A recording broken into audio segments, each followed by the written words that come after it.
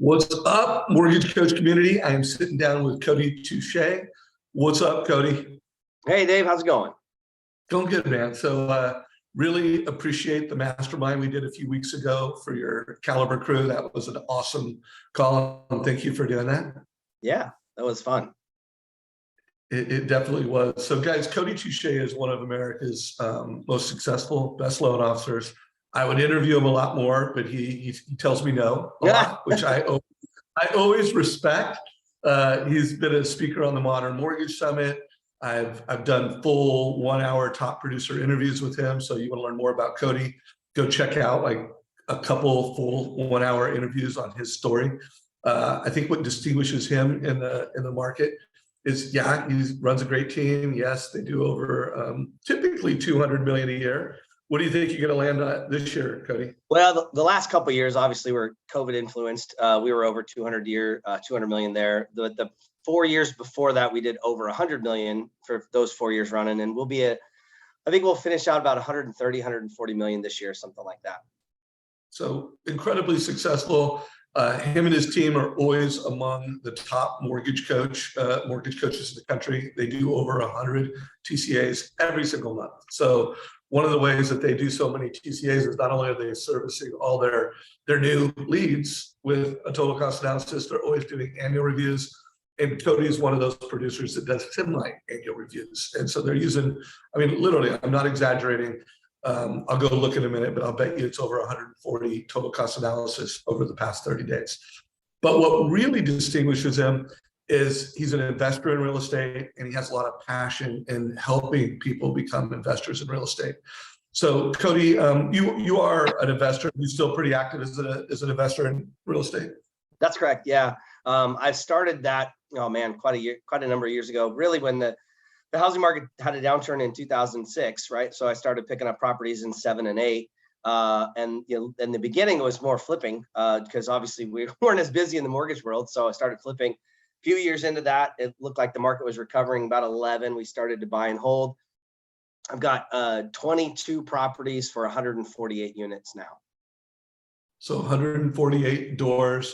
And from a flipping perspective, how many homes do you think you've bought and sold over the years? I think we're on 26 right now. I've got one in Olympia, which is a little south of me, but we're building a dadu on that. So fixing up the house that's there and putting a dadu, a second unit in the back, probably end up condoing that and selling them individually. Love it. And guys, I just looked at the numbers. He's done 176. Him and his team have done 176 TCA'S over the past 30 days.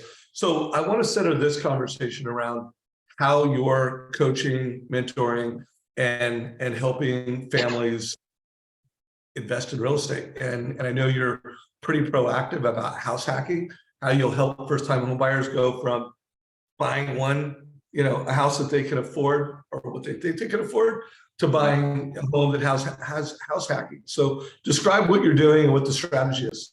Yeah, you bet. Well, I mean, you said it great. Like that is one of the big things that we talk about. I live in a pretty high cost area. So I'm out of the Seattle metro. So Seattle, Bellevue, Bothell, a lot of those are $1 million plus zip codes. So your average first time home buyer is struggling to do that. Right. And so I'll share a TCA if that's okay. Let's see here. Let me get to my screen share.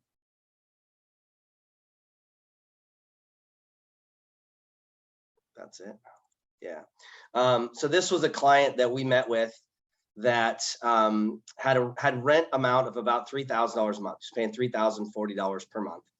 And so our initial thought was, he wanted to be able to buy a house that kind of matched his rent, right? And we all, we hear that a lot as loan officers. Well, I don't want my mortgage payment to be any more than my rent payment. And we know that's a little difficult to do because you got the principal piece, and now with interest rates where they're at, it's tough to do.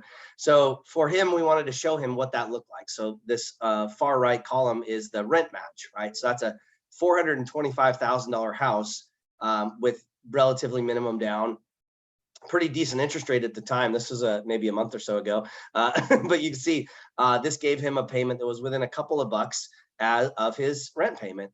And so alternatively, I said, hey, have you done any looking? And he said, well, I really, to get a single family house that would fit my family and what I need, I probably would need to spend somewhere in the neighborhood of 500 to 550, maybe even 600.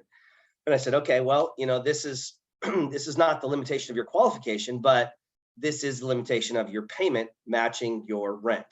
And so he said, well, what other things are there? And I said, I'm glad you asked, right? So, because we always like to have this conversation of what does it look like to buy your first house as more of an investment property, right? And so I said, would you be open to having a tenant living right next door to you in a separate unit? And he said, well, I live in an apartment building right now. So of course, yeah, I mean, I'm used to having somebody else around me. Having just one tenant on one side sounds pretty great. I said, okay, cool. Would you be interested in being a landlord? And he said, well, this is my first house, but I have a lot of interest in investing in real estate, and I would like to possibly own some rental units like you do someday. And I said, great. Then the absolute best way to buy your first rental property is to use an FHA loan and buy a duplex, live in half, and rent out the other half. And so, this guy was a young guy. He had a girlfriend, no family, had a little dog. They wanted a place with a yard. And so, in this case, you could buy $1 million duplex in our market area and have that, right? Have a little bit of yard, have a 3-bedroom, 2-bath, one side, and 3-bedroom, 2-bath on the other side. And, right now he was also living with roommates, right? Him and his girlfriend had another person that lived with them in a room, right? Because they had a 2-bedroom apartment and it was kind of expensive. And so I said, well, hey, if you bought this property here, this fictitious at the time, $1 million duplex, you put minimum down of $35,000, 3.5% on FHA. Here's what your payment would look like, $68.85. He said, well, Cody, it looks like we're going the wrong way. And I'm like, I understand, right? Yes, it's going to go the other direction. However, you're now going to have a unit that you can rent out the other side. And so the other side more than likely would rent out, in our neck of the woods, a $500,000 half of a duplex would rent for about $3,500 to maybe $4,000 for the monthly rent.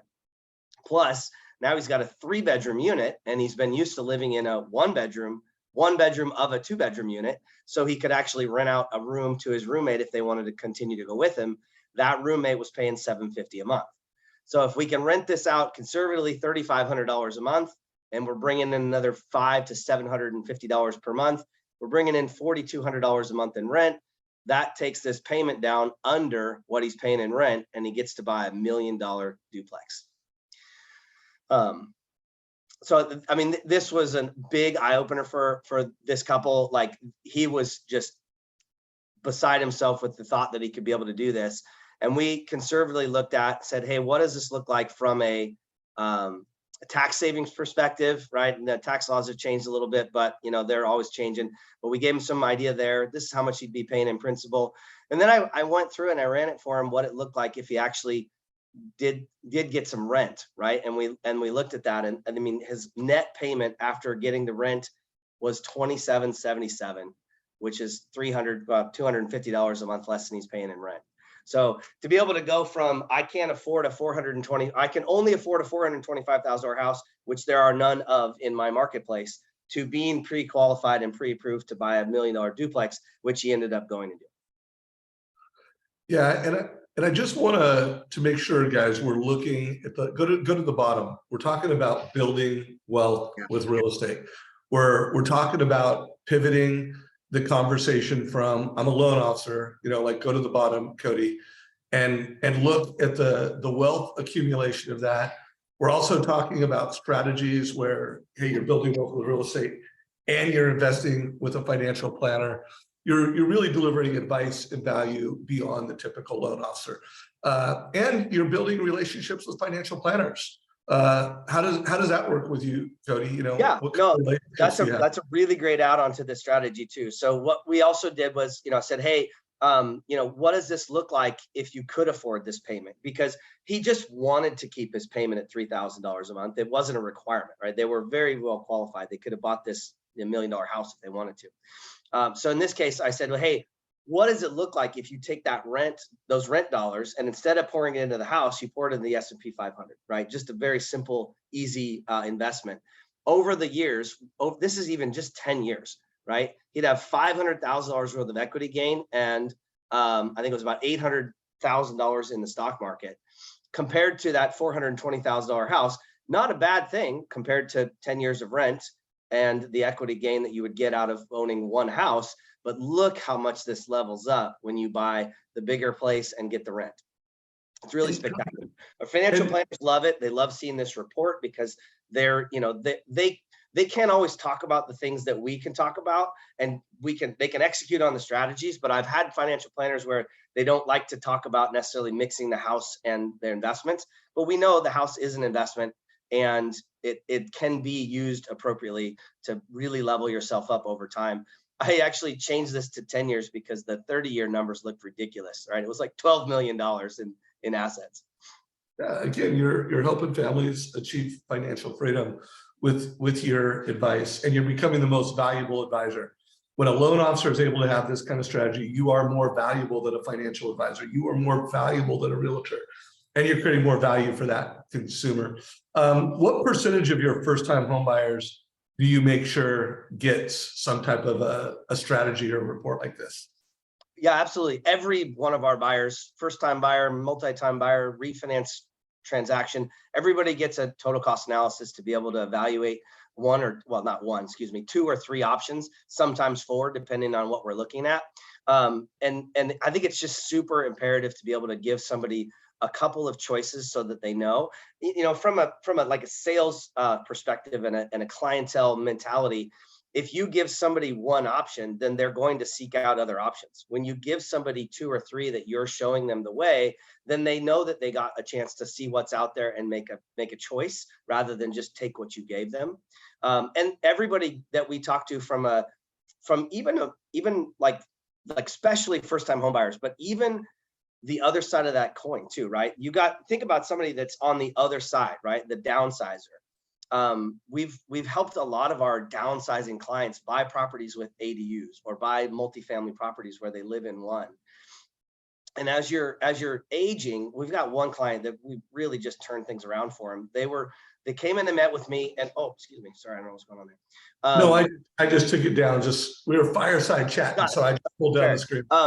So they were just going the wrong way with their finances, right? Like they had been working for a long time. They were mid-60s, didn't have a lot saved for retirement, were planning on Social Security. And really, at the end of our conversation, the only real asset they had was their house. And they felt like it was something that they should hold on to because it was the thing that they had succeeded in their life, right? They didn't succeed in savings. They weren't putting money in the stock market. They didn't buy any other investment properties along the way. They bought this house. They'd stayed there for 25 years, raised their family, and it was a really great asset for them. But it really wasn't paying them, right? So we restructured their strategy. And I remember the wife in this case, she said, the husband brought up, hey, should we sell our house and downsize? And she said, oh, no, the house is our best asset. I said, no, real estate's been your best asset. Let's think about it in a different way. So we ended up selling that house, buying them a duplex to live in, and the proceeds from the sale of their house, they bought 3 other fourplexes in out-of-state areas that each made them over $1,000 a month in cash flow, and they get to live in the duplex they're living in for free. So they went from having a $3,500 mortgage, tax, and insurance payment to living for free and making $3,000+ a month and not having to work to get it. Hey, Cody, any chance you could create a copy of that? And I want to make that a little homework assignment. I want people to see that because that's just amazing, where you took a family that,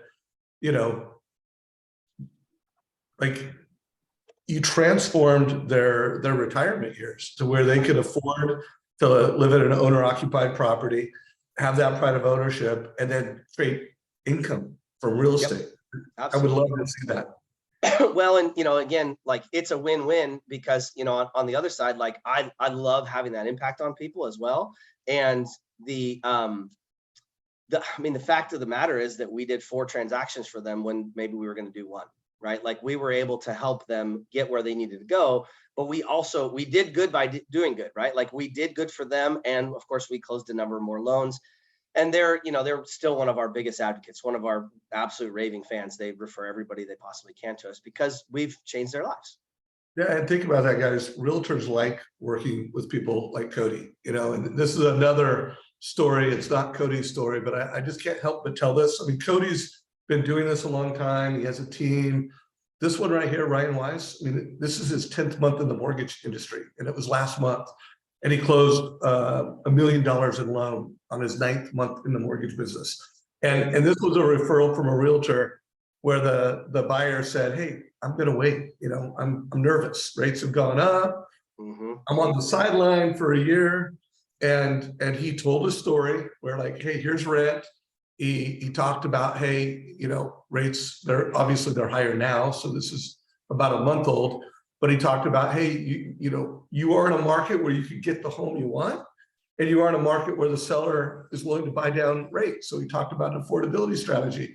And then it was a single first-time buyer. And he said, and you can buy a 3-bedroom home where you can rent those out for $650 a room. And then you could invest that with a financial advisor and look at the impact in 5 years. And guys, this is a first-time home buyer that is off the fence and into escrow. Realtors like this. And you don't need to be a Cody who owns over 20 properties, over 150 doors. And he's been doing this forever. Like, new loan officers you just got to think creatively, and you need to know how to have strategic conversations with consumers. So what else do you got, Cody? Yeah, we've obviously we've been doing a lot of 2-1 buy downs lately as well. And so, you know, that strategy, I've got a couple, let's see here. Yeah, this is the one, this was for a client of ours as well that we took out the name just to protect the innocent. But basically what we're doing here is we're showing them a few options, right? The first option is, this is just a 5% down, $700,000 house, pretty median for our area. You know, rough idea of current rates. I mean, this is a couple weeks behind, maybe a little higher now, but that's where we're at. And, you know, a $700,000 house with $50,000 cash out of pocket's a $5,300 payment. And, you know, 7-8 months ago, that was probably a $4,000 payment, right? And so there's a bit of payment shock, and people are wondering, like, well, what do I do? How do I get into this market, right? And so the good news is, though, in January, this $700,000 house in Seattle would have sold for $850,000, right? And so we're making sure that people understand, like, hey, you get to buy this house at list price, or maybe even less than list price, right? A lot of times now we're getting seller credit.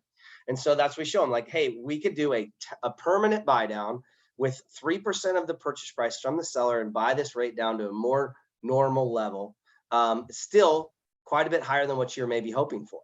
And so, you know, this doesn't quite move the needle right now with buyers because things have moved so quickly, right? We're finding that most of our buyers, we come in, we talk about their price, we talk about their payment goals, and then when we put pen to pencil or pen to paper and we look at the numbers, the payment's about 20% higher than what they're looking for, right? And that 20% higher than what they're expecting.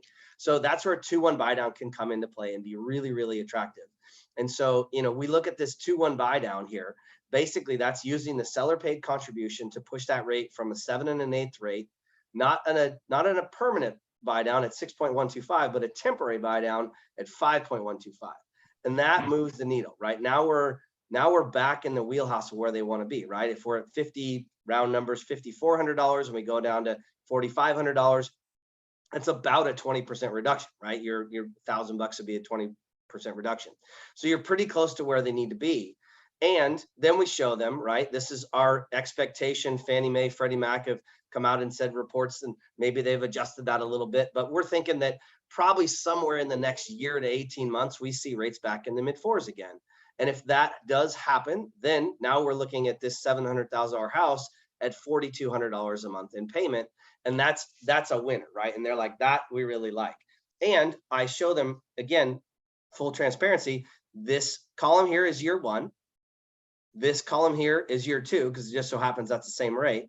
And this column here would be year 3 and going forward. So if you can sign up for this, knowing that this is down the road and this is down the road, but really we're going to look for an opportunity to make this your reality, then that's what I would suggest, right? And this has really helped a lot of people, like you say, get off the fence, right? They're wondering, they're waiting, because then we circle it back to the beginning part of that conversation is, if we do this now, we get this house at 700. If you wait for this to happen for 4.5% interest rates, this house sells for 850 again, maybe more. And so, you know, that's really the perspective that clients, buyers don't always have while they're in it, that we can offer, right? I've been doing this for 22 years. if you've been in the business, even as far back as 2018, you saw a pause, right? In 2018, we saw rates go up, they touched 5, people lost their minds and nobody was buying houses anymore. Imagine that if we'd have stopped at 5, that would have been pretty great. But in 18, when rates hit 5, it was like somebody took the needle off the record, at least in our area, and the smart buyers jumped in because they could buy homes at a 10 to 15% discount. And then 6-8 months later, it was back to the races. And I don't know that we'll be recovered in 6 to 8 months, but I do think rates will be coming down, and we have a lot of pent up demand, right? That's one of the things we talk about in our presentation with our clients is there's pent up demand. There's people that would like to buy houses that don't feel like they can now. And when they see rates come back down, there's going to be a lot that jump back in. Yeah, and guys, this is just the data. I mean, this is something that was shared in the Mortgage Coach Facebook group over the weekend, and it really shows interest rates, you know, and when they go up, they usually come down. You know, this is where we're at right now, and I don't know when rates are going to go down, but when they go up as quickly as they go up, especially in this market, it's not a question of if they come down, it's when they come down and how aggressively they come down. So it's never been more important to be able to have the kind of conversation that Cody's having. A lot of loan officers call this date the rate, marry the house. And then of course, when you show that rent versus own, that's divorce the rent. One of the most viewed interviews I've done in the channel right now is Jeremy Forcier on date the rate, marry the house, divorce the rent. And that's what Cody's doing here. It's a super smart conversation. I do love the nuance of how you explain the 2-1 buy down and the way you kind of set it up. 2-1, you do the seller buy down, the 2-1 and this, and then you explain that 2-1 buy down, and then you go into the future casting. So I think this is a best practice. Really well done, Cody. Real quick question. I know you have a team. Is your team all trained so they can really create the kinds of strategies? How much of it is your team creating a total cost analysis? How much of it is you? And just speak to your process there. Yeah, you bet. So I have 4 people on the front end of transaction where they're doing pre-approvals, looking at pay stubs, and evaluating things that I've trained up and squared away so that I can be out meeting with clients. And so those four guys, one guy basically was our refi king for all of last year and the year before. So he did all the refis so that the rest of us could focus on purchase. And so he does a lot of TCA'S for our annual and semi-annual mortgage reviews. And then my other 3 guys are our purchase pre-approved coordinators, and they build a lot of TCA'S. I would bet you I probably do 1 or 2 a day. The rest are coming from the team. But then when I get them, I jump in, and then the thing that I love about it is very easy to manipulate, right? I can make a few changes. And then I send it to the client when we're on the phone, and I walk through that with them on the phone. And if they say, well, hey, what does this look like at 800 instead of 700? I make the change for them real quick in the analysis on my end, and it changes on their end. And they're usually like, oh, wait, what? Did that just change? I'm like, yeah, you said you wanted to see it at 800. So I made the change. And they're just like blown away, right? They think it's super cool. So I love that the team builds the foundation for most of them, and I come in and do the finish work if you're going to use a contracting term, right? So I'm in every one of those. I don't necessarily build them from the start. All right, guys, we're going to put these TCA'S in chat below, but it's never been more important that you're able to shift the perspective. And at the end of the day, Cody is shifting the perspective from rate to strategies to build wealth with real estate over time. And guys, you need to help people see this market for what it is. I mean, look at this, guys. This is the chart. I love that. What's that? I said, that's an insane graphic. I love it. Yeah, but look at this, guys. This is dating back to 1971 and the movement in a given year on interest rates. And look at this year. It's important that you're able to give a consumer perspective. And Mortgage Coach gives them offers and perspective. And then I do think charts like the ones I've just shown you, those are both in the Mortgage Coach our Facebook group right now. When we post these, we want you to grab them.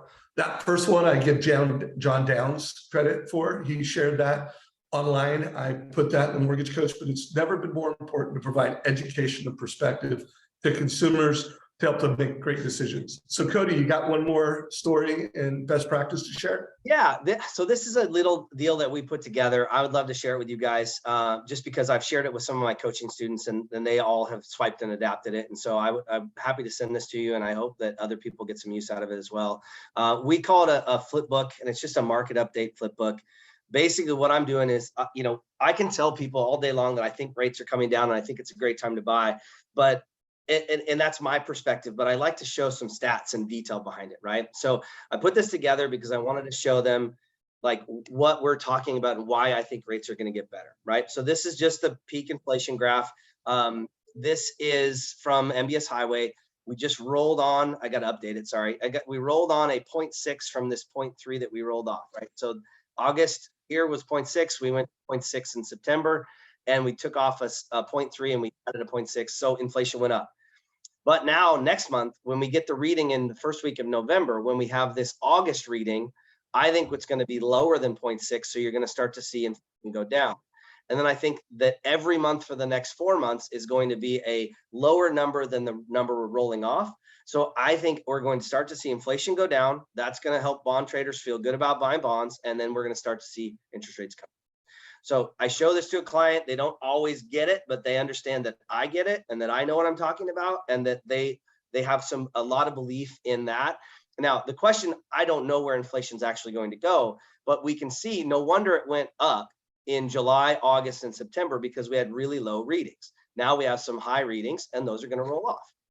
So, and then this is I like to speak to the underlying strength of the housing market. This graph is a graph of homes built by the decade. You can see that there was 1, 2, 3, 4, 5, 6 decades where we built more than 20 million homes, right? That's a 20 million line right there. This decade, from 2000 to 2009, we built 27 million homes. From 2010 to 2019, we built less than 6 million homes in America. So, and then in 2020 and 2021, we had COVID, so we didn't build a whole lot of homes in that time frame as well. So I think we're dramatically undersupplied to the number of homes we need versus the number of people we have. So this is household formations, and you can see there was a little blip here in the early 2000s, but for the most part, this number just keeps going up, right? And so if you have a household creation growth in a time frame where you build a lot less houses, it tells me that there's big demand, and that demand is going to be there when we see it back down a bit. This is the consumer price index for, oh shoot, what am I looking at here? I forgot, sorry. This is rent. So this is rents, and they just seem to always go up, right? And so we work with a lot of investors, and so one of the things that I like to show them is like, hey, there's a lot of places you can put your money, and a lot of them have a lot of volatility. This doesn't have a whole lot of volatility. Rent typically just goes up or remains stable. This is the continuation of that household formation and number of homes built. There wasn't a state in the nation from 19 to 21 that added more homes than they added households, right? And so you can see the ones that are far out of balance versus the ones that are closer to the line, but not a single home, not a single state added more homes than they added households. Oh, sorry, this is rent on primary, right? So again, this is just typically keeps going up. And the gray lines here, these are recessions. So you can see inside of recessions, sometimes they go way up and sometimes they flatten out a little bit. This is where rents have been in the last few years, right? Way up. So I love to show this. This is the just from FreddieMac.com. You can get this on their website. They report it every Thursday, so it's a little dated now. There'll be a new one tomorrow. But this is what you can see for the going rate for interest rates, and this is the 10-year history, right? We are absolutely by far the highest point we've been in 10 years. So our millennial clients that are new home buyers, maybe they're in their late 20s, early 30s, and they don't have perspective. The only interest rates they've ever seen have been in the 3s and 4s. So 6 and 7 and maybe even 8 sounds crazy. Well, that's because they don't have the perspective they need, right? This gives perspective to folks that weren't in the buying public in 1992, right? Or even 2002. So, we say, yes, we've hit our highest point in 10 years, but if you go back 50, 60 years, we're still in like the median zone, right? This is not bad. It's not good compared to where it was, but you got to think about, right? What was this? This was a national housing crisis that forced interest rates lower. And then we were starting to normalize, maybe even go back up a little bit. And then what happened? Global pandemic pushed interest rates to the lowest points we've ever seen. It's not surprising we're back in this zone, right? So this might be the more normal. And so one of the perspectives I give is, hey, if we go back down to 3.5%, 4.5%, we'll refinance. But if you don't buy today and we go back up into the teens, then aren't you sad that you didn't buy today when you had the opportunity? So again, marry the house, date the rate, because the rate can change all the time. The thing you cannot renegotiate is the price you paid for your house. Once it's done, it's done. And that's it. So we've been sharing those data points with clients, really helps them feel confident about buying in this market when the rest of the news media out there is putting a lot of fear into people, and fear is paralyzing. So we want to take the fear out of it for people, allow them to make that good investment into a home. So before you show, because I know you have one more TCA that I want to see what you're doing on that, you forwarded me 3. I do want to just call out, because I interview a lot of top producers, and I started noticing this trend all year. 1, every family is getting a total cost analysis, and 2, they have these slides, these insights, and Cody just shared them. And, like when I created my version, like I started in the business in 1986 when rates were at 10.26% at 2 points. So just like if I was a loan officer today, I wouldn't just say how long I've been in the business. I would talk about when I got in the business, they were X. So you can really start, like I watched the market, I've been through a number of shifts, and then call out key concepts that you think are valuable. This is just an example. Obviously, I'm going to have to make mine prettier because Cody, and as you can see, I made this in August. So kind of note to myself, I'm going to update my insights so that when I'm having conversations and I'm trying to educate people around what I believe is going to happen in the market, if I want to give them a personal options and strategies powered by MortgageCoach, but have some go-to slides. I personally use Google Slides. What was that platform you used to show everybody? Yeah, we're doing that in Flipbook is what it's called. It's Hayzine.com, sorry. Hayzine. That's what Cody's doing. When I interview Socia Vila, he's got a really slick product and platform he's doing it. But guys, it's not about the platform, it's about the data, and it's about your ability to educate and help families make smarter decisions. So show us the last TCA that you got. Yeah, real quick on that Flipbook too, one of my coaching students just took it to another level. He basically swiped and adapted all of the information, and then what he did was he printed it and like basically the Flipbook style printing, and went out and visited a lot of open houses. So he did 10 open houses in a weekend, and he left those behind. Right. And because we talked about going to open houses and sharing this information. The next level, though, was getting it printed and leaving it behind. And every one of those agents really enjoyed it, and they asked for more. And the question that he posed, like, hey, like things have changed a lot in the last few months. When a client comes in and asks you, hey, I kind of like this house, but is now a good time to buy, and why? Do you have an answer? Do you have a canned response? Do you have something you would say and some backup facts and graphs to back it up? And most of them it was no, right? They thought that they knew why it was a good time to buy, and they had a couple of anecdotal ideas of why, but none of them had any facts or graphs. And so leaving that behind, put his name and number in front of it, and gave the agent something to talk about with the folks that came through the open house. Hey guys, I want to just add on. I interviewed Hunter Marquardt a couple days ago. This was this October 18th, so it's just a couple days ago. And it was the #1 strategy. He's also a coach for the core, like Cody. And one of the things he's telling all of his loan officers that he coaching to do is go have 40 one-on-one meetings with realtors over the next 2 weeks and teach them how to do a seller buy down. Like he made a point that they don't have it. Well, I would just do what Cody's doing also. So when you have those meetings, you've got the education where you're showing them, hey, this is how I'm educating all your buyers, and make sure you have I'd have a couple TCAs ready to go, but then have a leave behind. I love that. I bet you Hunter will dig that, where you hand that off to the realtor in one of those 40 meetings. What are your thoughts on that?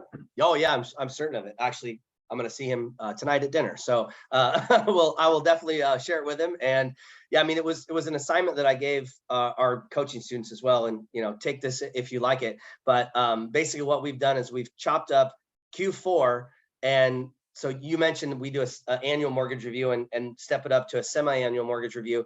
We put it now that we're doing the quarterly calls. And so what I did was I took my entire database of like a buyer / people we've refinanced, done a transaction for the last couple of years. So I ended up having 1,300 people in that database, and we chopped it up over the 10 remaining weeks of the year 2 weeks ago. And basically we're calling 130 past clients and Sphere, and we're going through script. And I'll give you the script if you're all right, but because like, I think it's super valuable. It's all swiped and adapted from, my mentors and gurus in the biz. And it basically just goes, like, if you closed a loan for somebody in the last 2 years, it's virtual high five. Like, hey, we crushed it for you. We got you a 2.75% interest rate. And they're like, yeah, I know. And I, hey, do you have any idea where rates are at today? And I let them answer. And they might say, well, I heard they went up probably like, I don't know, were they 5, 5.5? I'm like, try 7, right? Maybe even 7.5, depending on what you're doing, right? And they're like, what? I had no idea. The people just don't have a clue. Once they bought their house, they kind of put it to bed. And so again, virtual high five, we crushed it. We did a great job for you. And then we asked them like, hey, what are your real estate related plans for the next 6 months? And then just be quiet, let them answer. Now, sometimes people have plans, and that's great. You get to find out. And sometimes they don't have plans, and that's okay too. And then the follow-up to that is, that's okay. Like, I only ask because a lot of our clients are seeing this market opportunity to take advantage of some lowering prices to buy either a second home or get into some investment property at a discount for what it would have sold for 6 months ago. And then you let them talk, right? And then that might spur them on. Well, I had been thinking about maybe a second home, or have the conversation, right? It's conversation inducing. And then we like to invite them to an event anytime we call. So we've got a movie day coming up. We're inviting them to that event. And then we follow it up with just, hey, let me finish with this. Who do you care about that's renting right now that would benefit from a conversation with us? Those calls, I mean, I'll pause 1 second because that question is gold, and, rewind, write it down, but it's, who do you care about? That's important. That's renting right now that would benefit from a conversation with us. One of my mentors, Rick Ruby, the lower the bar close, right? Like, them asking them for a referral, but I'm just asking for a conversation, right? And it's, who do you care about? Not who in your sphere is going to rent next, or something that's uninspired. I want them to think about somebody that they care about, so they actually have a name and number for them. Ooh, Cody, that was pure gold. Mortgage Coach Innovation Team. Let's talk about creating some micro content with that. And let's also get Cody's TCA, where he's really in that quarterly review. He's showing people how much money they saved through his advice. Pure gold. Showing the value you created with that question is huge. So show us the last TCA, and I know I need to let you go. You're on site, getting ready to meet up with all your coaching buddies. All good. Yeah, it's all good. I've got one more. It's basically, it's similar to the other 2-1 buy down, but this is the one that we train our partners with, right? So this is a partner version of the 2-1 buy down, where we go through and say, this is year 1, this is year 2, this is year 3, and this is our probable refinance. The thing, it's very simple, and it's like with Hunter's idea of meeting 40 realtors.